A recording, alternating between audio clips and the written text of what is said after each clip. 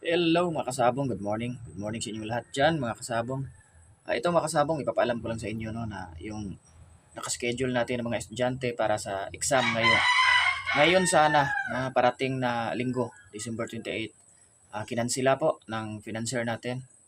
Yung financier natin sa 28, siya din yung nag-finance noong may laban tayo sa Bilar, no? Bilar Kakpitarina.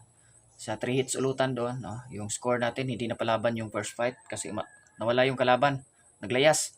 Second fight at yung last fight panalo. Sayang hindi napalaban yung first fight. Kaya siya din yung nag-finance nga, siya din yung magfi-finance sana ngayong Sunday. Yun nga, kinansela dahil na medyo nagipit sa budget, no?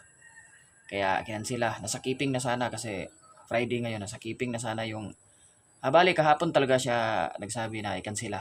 No, pero nasa keeping na sana yung mga alaga natin. Kaya ngayon, ipapakita natin yung mga alaga natin na hinahanda.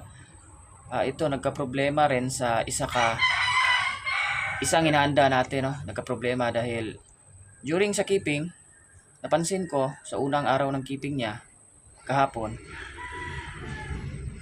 paglabas ko, pag-drop ko sa hapon kasi papakainin, yung isa, yung may palong, bigla nag-iba yung kanyang galaw. No? Malalaman naman natin yung galaw ng ating mga alaga kung may karamdaman o wala.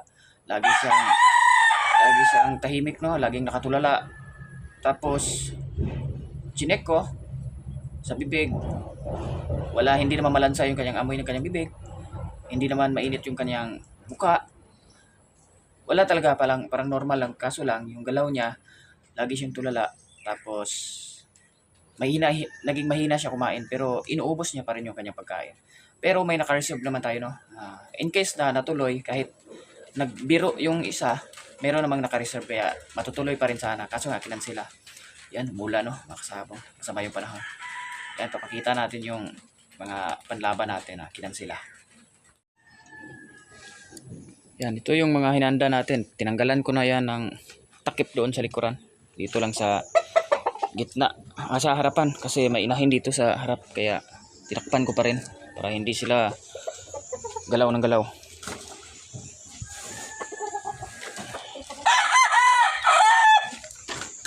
Yan.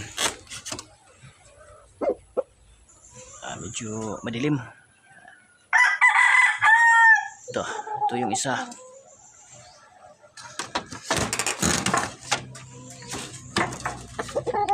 At ito namang isa, ito yung hindi napalaban sa Bilar, no? Yung first fight natin hindi napalaban. Kaya ito, sinali natin pa rin sa schedule ngayong December 28. Yung isa, yung nagbiro, kinord ko yung isa.